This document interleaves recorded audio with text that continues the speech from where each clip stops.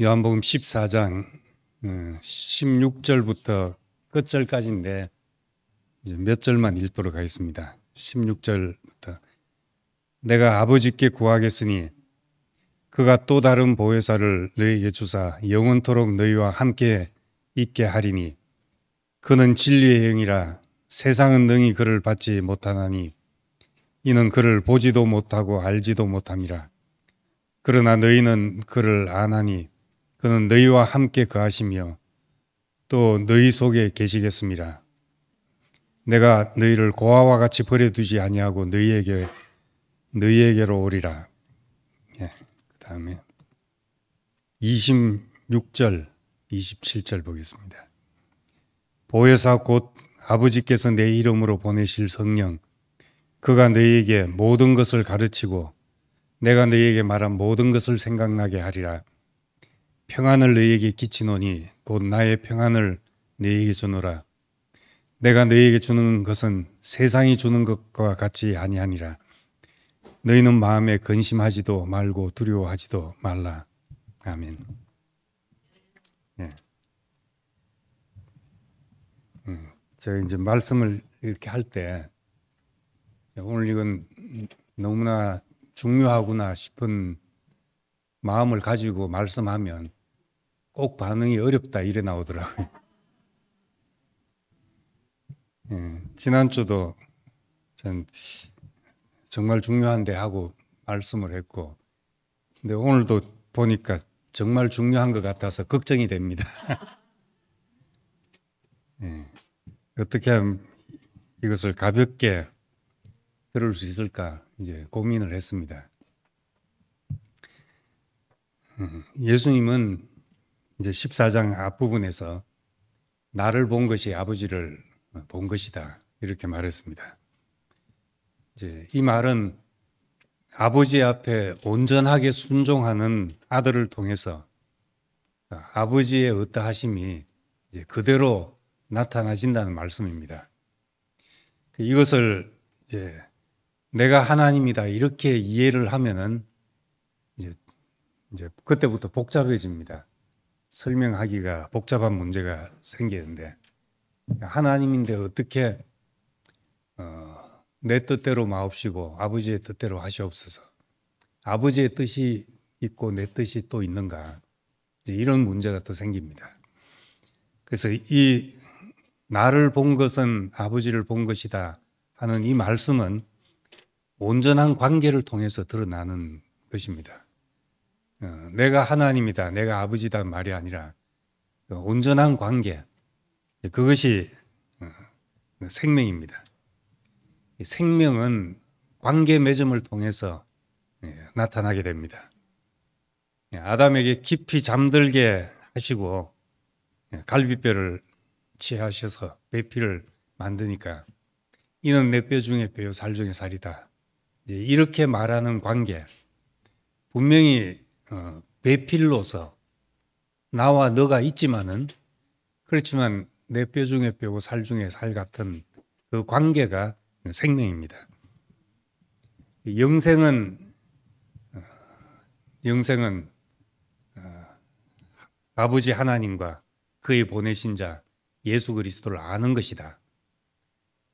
이 말은 하나님 과목을 알고 또 예수라는 과목을 또 알고 이렇게 알아야 영생이란 말이 아니라 아버지와 아들 하나님과 그의 보내신 자의 관계가 바로 영생인 것입니다. 우리도 우리를 있게 한 분과의 관계가 우리의 생명이죠. 그것이. 그렇기 때문에 예수님은 영생은 하나님과 그리스도를 아는 것인데, 요한복음 10장 30절에 보면은 나와 아버지는 하나니라 그렇게 말씀했습니다. 나와 아버지는 하나다. 근데 오늘 14장 28절에 보면은 내 아버지는 나보다 크시다 이렇게 말했습니다. 하나라는 말을 그냥 한 분 이렇게 알면은 이제 그다음 내 아버지는 나보다 크심이다 이 말은 설 자리가 없지요. 그런데 이것이 관계이기 때문에 하나이면서도 아버지는 나보다 크시다 이렇게 말할 수가 있습니다. 이 관계 맺음을 빼면은 나 혼자서 얼마든지 심오한 생각을 할 수 있고, 나 혼자서 유튜브 앞에서 도턴 이야기도 얼마든지 할 수가 있습니다. 그런데 이 관계 때문에 나는 제한받게 되고 내가 누구인지 거기서 다 드러나게 됩니다. 내가 원치 않는 것까지 다 드러날 수 있습니다. 만약에 들판에 꽃 보듯이 그렇게 이 자연을 감상하고 그런 관계로 우리가 있다면 거기서는 뭐 좋은 것만 보면 되죠. 좋은 것만 드러나고. 그런데 우리가 그렇게 관계 맺는 것이 아니라 이 사람과 깊이 관계를 맺으면 그 속에서 내 마음대로 안 되고 내 마음에 안 들고 이런 문제가 다 생기게 됩니다. 인간이 왜 이러냐 이런 것이 마음이 나오게 되죠. 근데 하나님과 관계는 더 어렵습니다. 내 생각은 너희 생각과 다르고 내 길은 너희 길과 다르다. 하늘이 땅보다 높은 같이 내 생각은 높고 내 길은 다르다. 이런 분하고 관계되자면 죽는 길밖에 없죠. 내 생각이 끝나는 길밖에 없습니다. 하나님의 지혜 청량할 수 없다. 이제 그분 앞에서 내 생각은 이런데 어떻게 하겠습니까? 이 하나님과 관계 맺음은 죽음이 요구되는 관계입니다. 그래서 하나님을 본 자는 반드시 죽을 것이다 하는 이제 구약의 말씀이 이제 그냥 나온 말씀이 아니죠. 그런 분을 만나면 우린 죽습니다. 나보다 큰 자를 만나도 나를 다 내려놔야 되잖아요. 내 생각은 아무것도 아니구나. 그냥 무조건 따라가 보자. 이렇게 됩니다. 근데 그렇기 때문에 이 관계 맺음, 우리가 하나님이 사람을 지으실 때 왜 흙으로 지으셔야만 했는지, 그래야만 씨의 생명이 온전하게 드러나죠. 흙이 씨의 유전자에 관여한다면은 이게 뭐가 되겠습니까? 그냥 바칠 뿐이라야지 생명이 온전하게 드러나는 그런 관계입니다. 그래서 예수를 본 것이 하나님을 본 것이다. 나를 본 자는 아버지를 봤다 하는 것은 온전한 관계를 말하는 것이지 내와 그가 내가 그다 이런 말과는 또 다릅니다. 그래서 이것을 설명하자니까 예수님이 우리에게는 하나님인데 하나님을 온전히 나타내신 분인데 그럼 하나님은 또 뭐냐? 또 교회에서 경험하는 이 성령의 경험은 뭐냐? 이런 걸 설명하려고 하다 보니까 이제 삼위일체라는 말이 나왔습니다.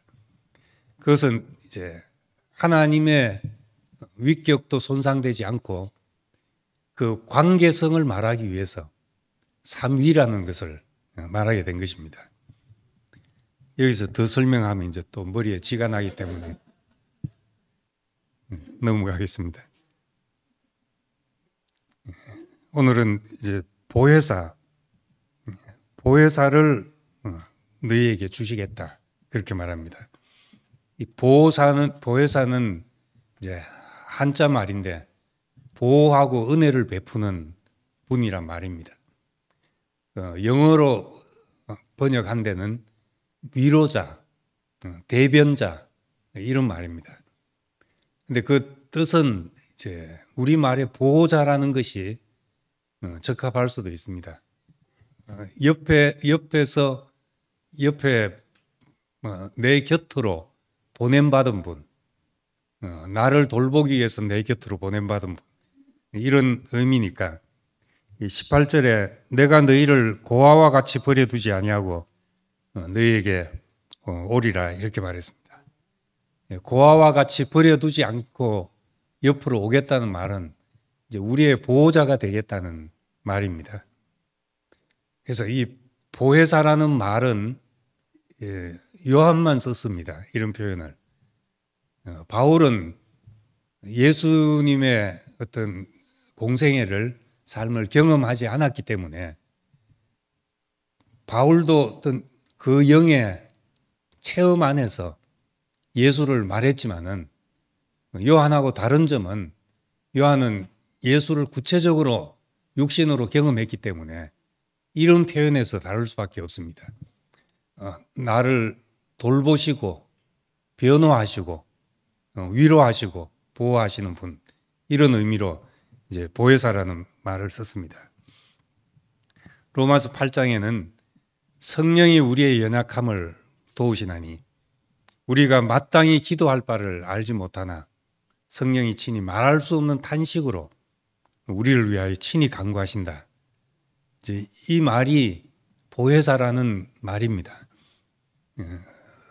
그렇게 경험하지 않았고 그런 말을 쓰지 않았지만은 사실상 같은 체험이고 같은 표현입니다. 왜 보혜사가 필요한가? 사람은 그러니까 뭐 깨닫고 알면 다 될 것 같아도 인간이란 존재는 내가 뭘 기도해야 될지도 모르고 내게 뭐가 필요한지도 모르는 존재입니다. 내일 일을 모르고 지금 놓여진 상황 앞에서도 생각이 미치지 못하는 일들이 참 많습니다. 그래서 인간은 늘 사랑과 보살핌과 관심과 이제 이것 속에서 사람이 되어가고 사람으로 자라가죠. 어린 시절에 이런 것이 채워지지 않은 사람은 커서도 결핍 현상이 나타나잖아요. 정신적으로 애정 결핍으로나 또 관심을 못 받은 것이 어떤 방면으로도 표현되고 이렇기 때문에 그 사람이 넉넉한 사랑을 받고 넉넉한 관심을 받은 사람들은 극단적인 행동을 잘 하지 않습니다. 넉넉하기 때문에. 그런데 이제 뭔가 이런 결핍이 있으면 모인 데서 이상이 튀게 되죠. 그런 게 드러나게 되고. 사람은 뭘 진리를 안다 이것만 가지고 다 되는 것이 아니라 참 이 말로는 써놓을 수 없는 것이지만은 돌봄과 관심과 보살핌, 누군가 나를 이렇게 보호하고 있다는 생각이 어릴 때 있어서 커도 그 느낌을 가지고 사는 겁니다. 그런 마음을 가지고 살게 되죠. 그래서 성령이 있냐 없냐, 뭐 그게 맞냐 틀리냐 이런 문제보다 내 인생을 돌아보며 내 인생을 내가 돌아볼 때 나를 돕고 위로하고 변호해주는 손길이 있었다. 우리 이렇게 생각되면 그게 얼마나 복된 것이겠습니까? 시편 23편에 있는 대로 주의 선하심과 인자하심이 그 평생 나를 따르는구나. 이런 마음으로 살아갈 때 얼마나 넉넉한 마음이겠습니까? 우리 그런 의미에서 이제 요한은 보혜사라고 표현을 했습니다. 그냥 영 이렇게 해도 설명이 되겠지만은 이제 보혜사로 말할 때 우리가 피부에 와닿게 이제 그렇게 느낄 수 있습니다. 근데 오늘 말씀에는 또 다른 보혜사를 너에게 주겠다 이렇게 말했습니다. 또 다른 보혜사라고 말하면 이전에 보혜사가 있었단 말이잖아요. 그러면 오실 분이 또 다른 보혜사라면은 그럼 또 다른 아닌 있은 보혜사는 뭐냐? 바로 예수님 자신이 제자들에게 보혜사였던 겁니다. 보혜사. 요한일서 2장에 보면 요한일서 2장 1절에 아버지 앞에서 우리에게 대언자가 있으니 곧 의로우신 예수 그리스도시다. 이렇게 말했습니다. 의로운 대언자가 있으니 예수 그리스도다. 여기서는 대언자라고 번역됐는데 이 말과 요한복음에서 보혜사라고 번역된 말은 같은 헬라어 파라클레토스라는 같은 헬라어입니다. 같은 말을 이제 요한일서에서는 이제 대언자라고 번역했고 또 요한복음에서는 보혜사라고 번역했습니다. 그 말하려는 의미가 좀 다르기 때문에 그렇습니다. 하나님 앞에서 우리를 대변해 주는 분이 계시다. 그래서 대변자라고 대언자라고 말했습니다. 안식일 날 제자들과 예수님이 밀밭 사이를 가다가 밀 이삭을 베먹었습니다.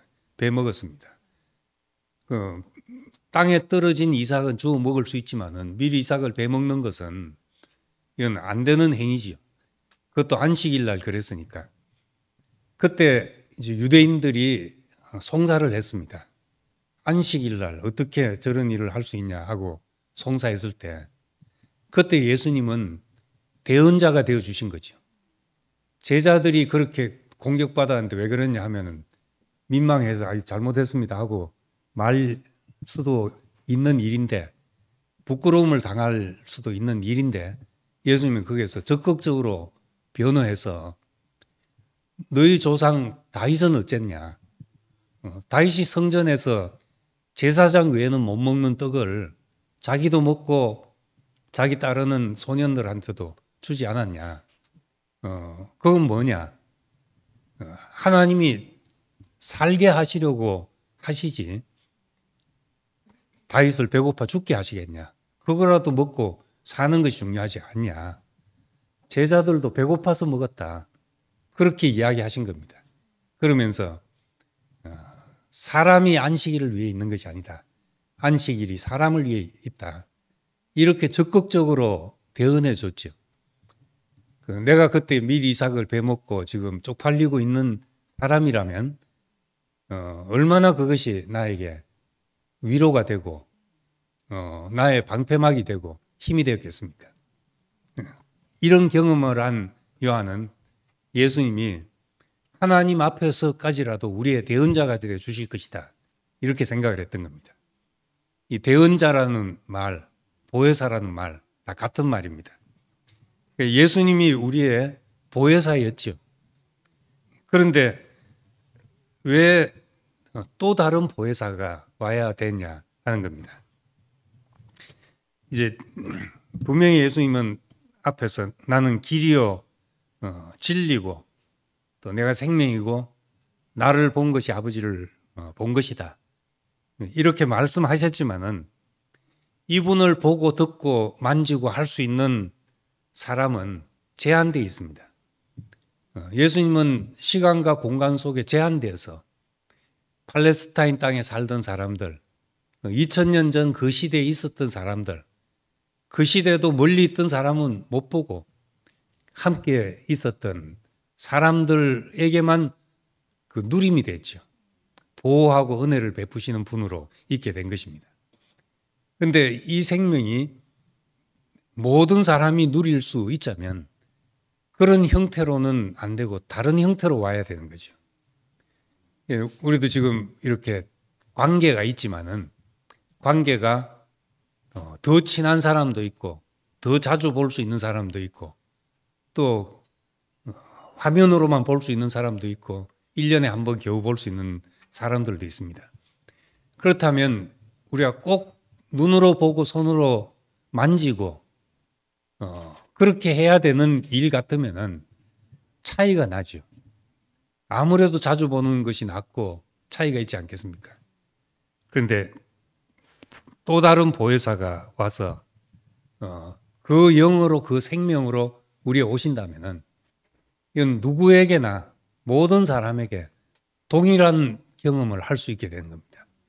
2000년 전에 함께 생선을 구워 먹었던 제자들이나 지금 오늘 이 성경을 통해서 말씀을 통해서 이제 보는 우리에게나 그 영이 우리 안에 역사하시고 우리를 조명하신다면, 비춘다면은 우린 그때 사람들이 부럽지 않을 만큼 우린 동일하게 그리스도를 누리게 될 수 있다는 겁니다. 그래서 또 다른 보혜사가 와야 했고 다른 형태로 와야 했던 겁니다. 요한복음 16장에 보면은 내가 가는 것이 너희에게 유익이다, 그렇게 말했습니다. 가는 것이 유익이다.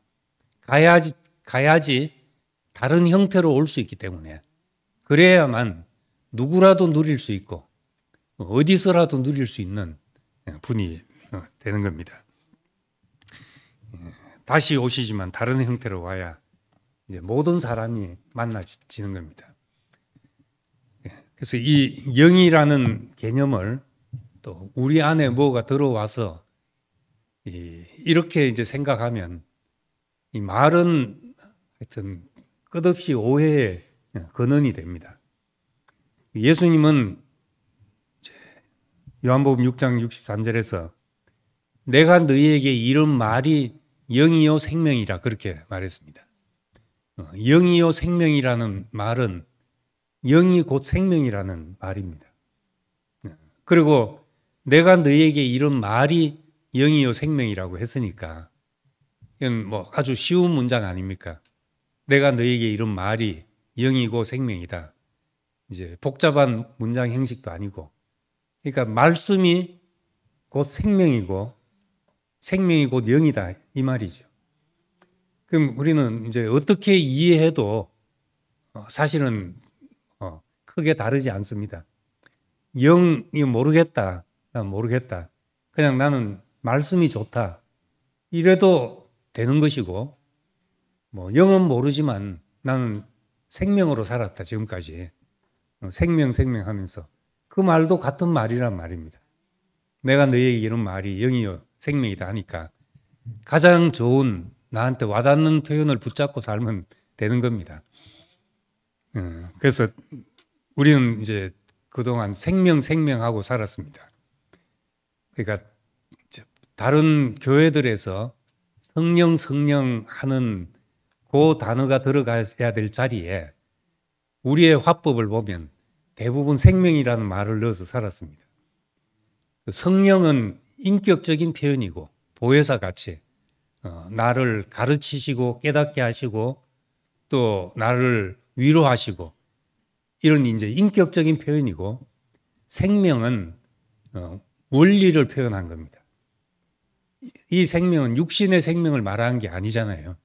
그렇지만 육신의 생명의 원리와 같이 생명에 내장된 대로 자라서 처음 엄마의 태 속에 있을 때는 그 뭐 콩나물만한 그것이 뭐가 거기에 표현됐겠습니까?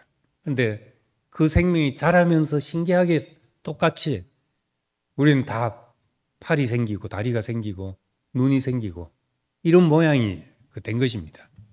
그렇듯이 그리스도의 생명이 있으면은 그가 어떻게 사셨는지를 우리가 그대로 배우려고 하지 않더라도 우리가 그의 삶이 우리에게서 나타나게 된다는 이런 이제 원리로는 생명이라고 말했죠.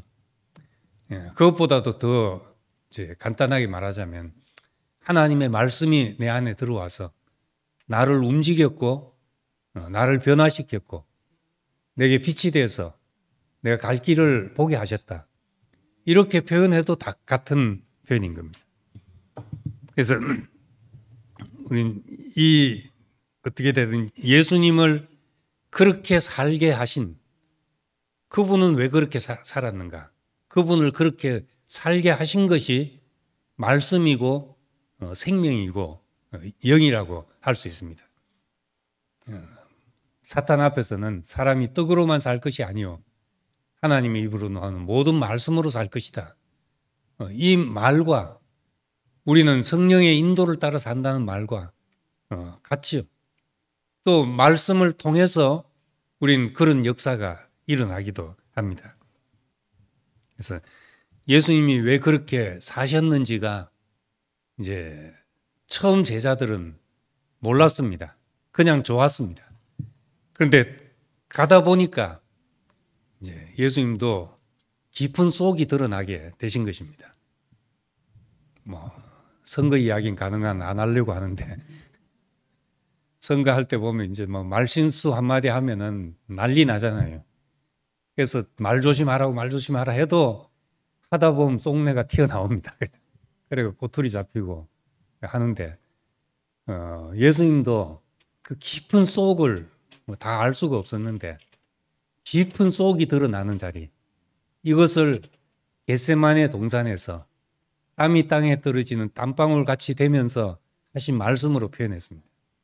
겟세마네라는 곳이 기름 짜는 곳이었습니다.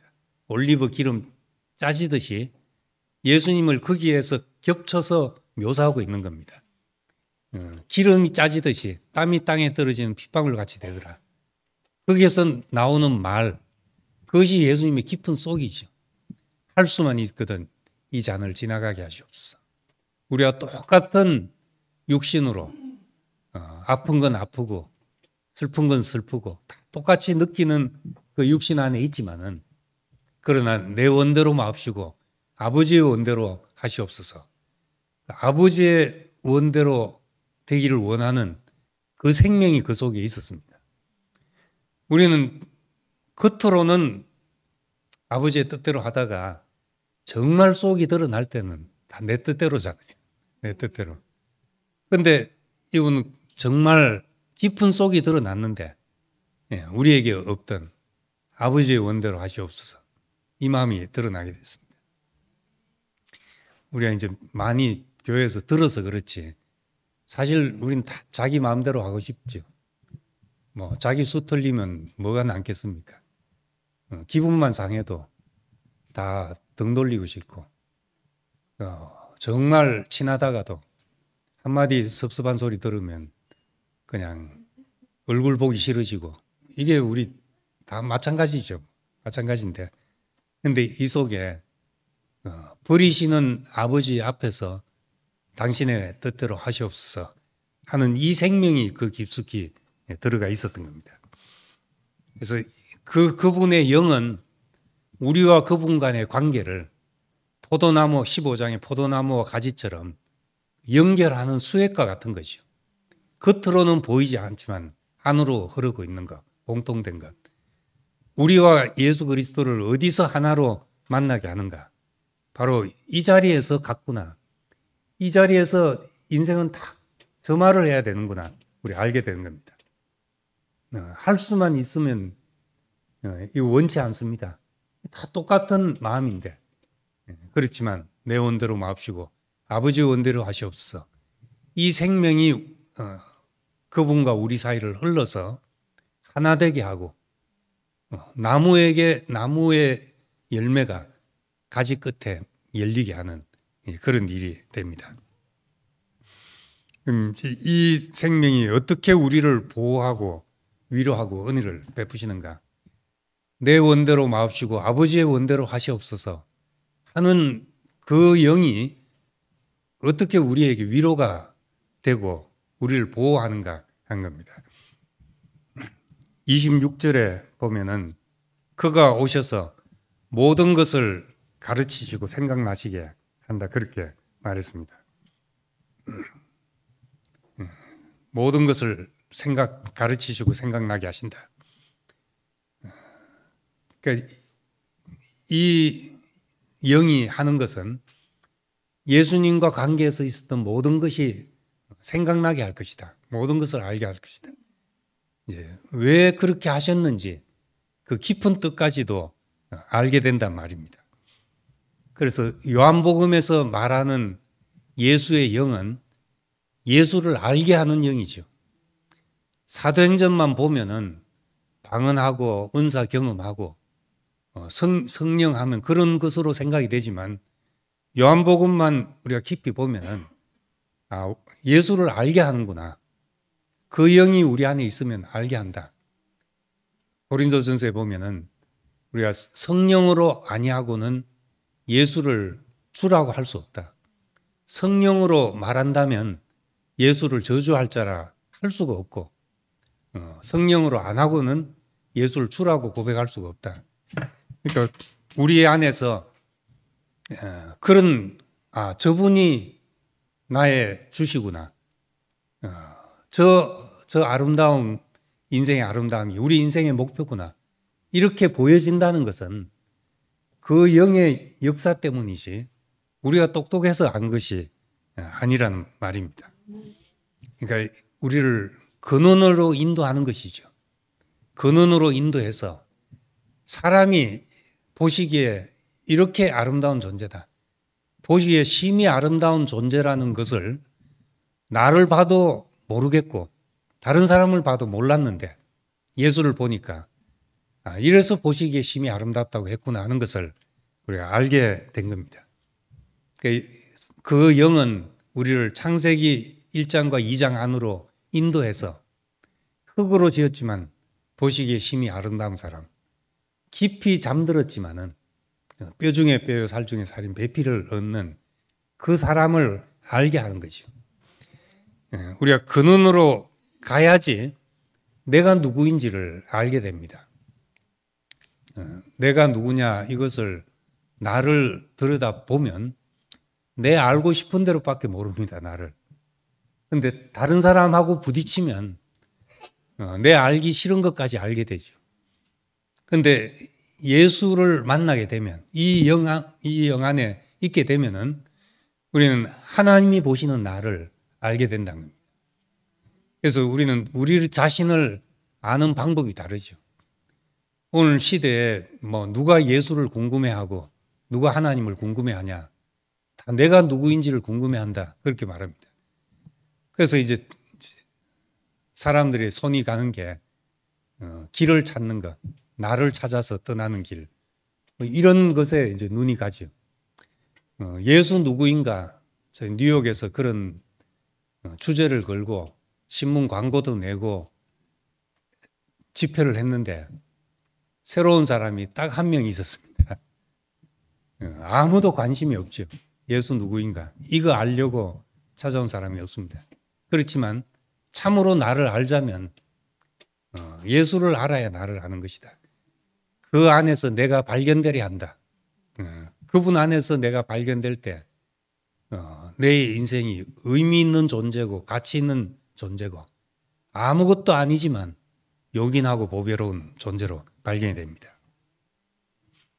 27절에는 평안을 끼친다 했습니다. 나의 평안을 너에게 준다. 그 영 안에, 보혜사 성령 안에, 그 영 안에 있으면 평안을 끼치게 된다. 내가 주는 평안은 세상이 주는 평안과 다르다. 그렇게 말했습니다. 어떻게 다른가? 아담은 무화과 잎으로 자기를 가려야 편안함을 느꼈습니다. 가리지 않으면 부끄러울 수밖에 없어서 가려야 편안해졌죠. 가인은 자기 자존심을 상하게 하는 사람을 죽여야지 평안해졌습니다. 그리고 보복이 두려워졌을 때 가인을 벌한 자는 벌이 7배다. 7배의 복수를 한다. 이래야 안심을 느꼈던 사람입니다. 그 다음에 에녹은 에녹성을 쌓았다고 했습니다. 성을 쌓아서 자기 울타리를 쳐서 평안을 추구한 사람이죠. 자기를 지켜서 오는 평안, 이것이 세상이 주는 평안입니다. 그래서 세상이 주는 평안을 누리려면은 더 자기를 지키기 위해서 울타리를 쳐야 되니까 더 많은 것을 가지고 더 많은 힘을 비축하고 이러고 싶어지는 겁니다. 예수님은 그런 평안이 아니라 아버지께로 간다. 아버지께로 가니까 너는 근심하지 말라. 이 제자들은 자기를 보호하고 자기를 붙잡으려고 하니까 이제 근심이 가득했는데 예수 그리스도의 평안은 영 안에 있는 평안, 근본으로 돌아간 자의 평안입니다. 근본 안에 있으니까 내가 나를 지켜야 될 것이 없지요. 이 세상에서는 참 상실감을 견디기 힘들어합니다. 재산을 조금 잃어도 그 힘든 거죠.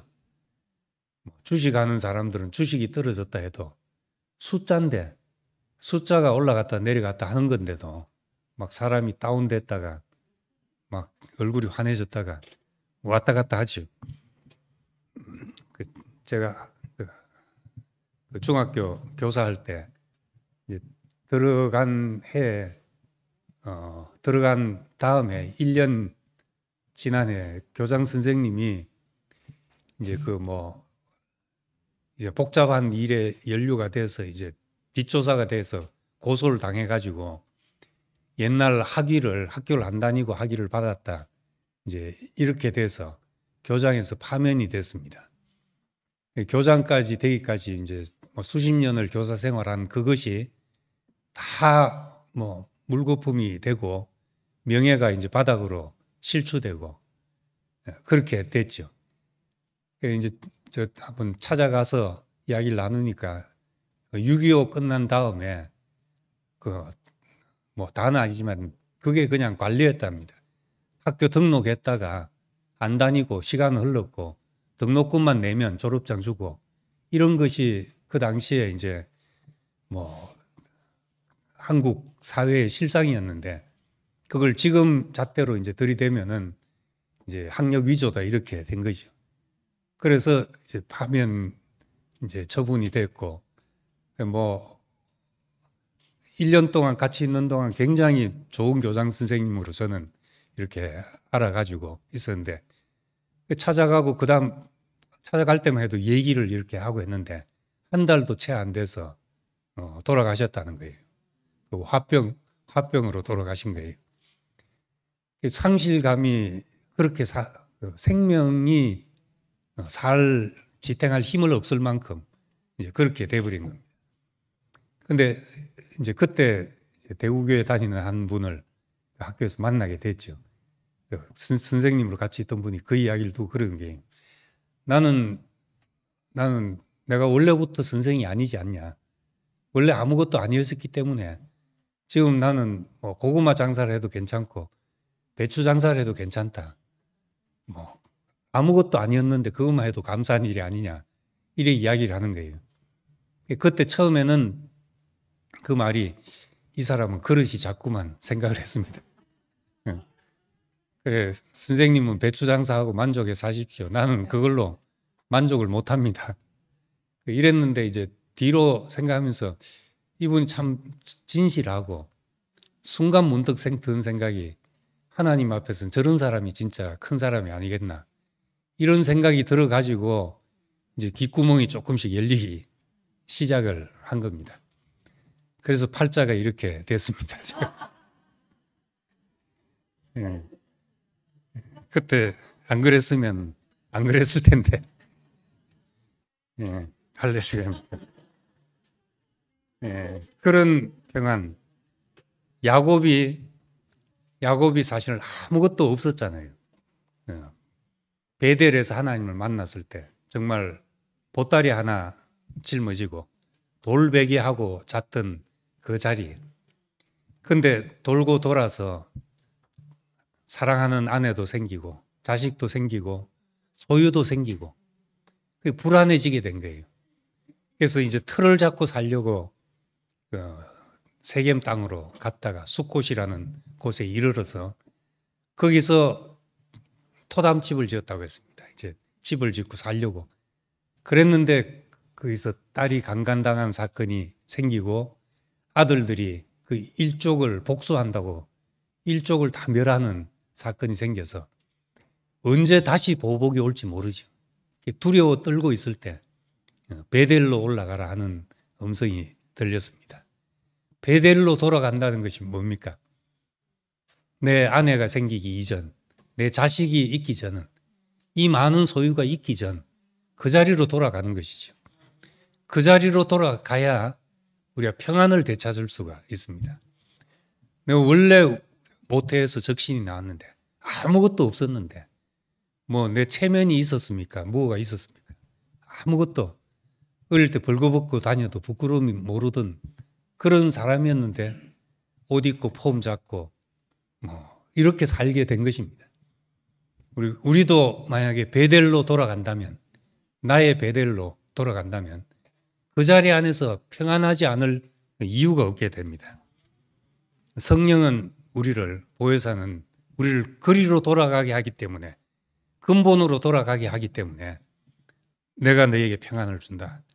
평안을 끼친다. 이렇게 말씀하게 되었습니다.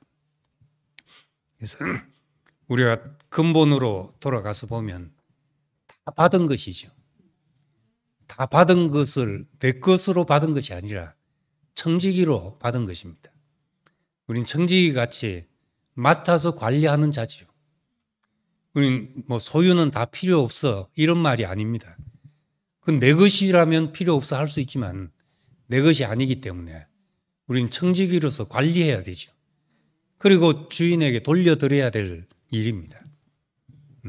내 것이 아무것도 없는 이 자리에서 지킬 것이 없으니까 두려울 것도 없고, 내 목숨까지도 당신이 필요해서 두셔서 필요한 만큼 살게 하셔서 또 당신이 내게 두신 일을 다 이루실 때 또 거두어 가시는 것으로 생각하면 우리가 지키기 위해서 발버둥칠 일이 아무것도 없습니다. 예, 우리 형제들도 그 자리에서 다 연결되어 만나게 되죠. 뭐 좀 있고 없고 알고 모르고 이걸로 보면 다 차별이 생깁니다. 그런데 그 영 안에서, 십자가 안에서, 죽음 안에서 보면 뭘 이 사람은 했고 저 사람은 안 했고 하는 것이 없잖아요. 그러니까 기질도 다르고 우리는 성격도 문제를 해결하는 방식도 다 다르지만은 근본으로 돌아가면은 우리는 다 하나구나 그렇게 만나진다는 겁니다. 똑같다는 말이 아니라 하나라는 말이죠. 그래서 오늘 31절에 마지막에 그렇게 말합니다. 일어나 여기를 떠나자 하시니라 이렇게 했는데 요한복음의 화법으로 보면은 이런 것이 다 자리를 뜬다는 표현으로 되어 있지만은 이건 다 인격적인 표현으로 봅니다. 그래서 일어나 여기를 떠나자 하는 것을 다른 장소로 가자 하는 말로 우리가 듣지 않고 옛 자리를 떠나는 말씀으로 들으면 근원으로 돌아가서 아버지께로 가서 그 안에 있는 평안을 누리게 된다는 말씀입니다. 그래서 교회 다니시는 분들이 상투적으로 하는 말, 성령으로 인도하신다 하는 이 말이 우리는 이제 상투적인 말이 아니라 그분의 영, 그분의 본질이 나를 움직이는 생명의 원리가 됐다. 아버지의 뜻대로 하는 것이 내 전 존재를 이끌어가는 내 삶의 원리고 이유가 됐다. 우리는 그런 고백과도 같은 겁니다. 내가 너희에게 이런 말이 영이요 생명이다 한 것처럼 우리가 말씀에 사로잡혀 살든지 또 그 생명으로 살든지 그 영의 인도함을 받든지 우리에게 어떻게 표현되든 하나님이 우리를 이끄시는 그 자리에서 우리가 근원으로 돌아가서 모든 사람이 만나는 축복이 누려지기를 원합니다. 기도하겠습니다. 은혜로우신 아버지 하나님, 참 우리를 그분의 영 안에서 만나게 하시고 고아와 같이 버려두지 않고 보혜사 성령을 우리에게 주셔서 위로하시고 대변하시고 또 인도하시고 우리를 하나님의 사랑 가운데 두시고자 하시는 그 은혜를 감사드립니다. 우린 혼자서는 우리가 이 길을 다 알 수가 없고 우리가 가는 길을 다 모르지만 우리에게 동행이 있어서 주님과 아름다운 동행이 나타나게 하시고 형제들과 이 아름다운 동행이 주의 몸을 이루고 살려 하시기를 원합니다. 교회 안에서 서로 높고 낮음이나 다른 어떤 것이 없이 다 그 영 안에서 근원 안에서 하나로 만나져서 우리가 베델로 올라가자 말씀처럼 우리도 이 자리를 여기서 떠나서 우리의 근원의 자리로 돌아가는 사람들이 되기를 원합니다. 예수님 이름으로 기도드립니다. 아멘.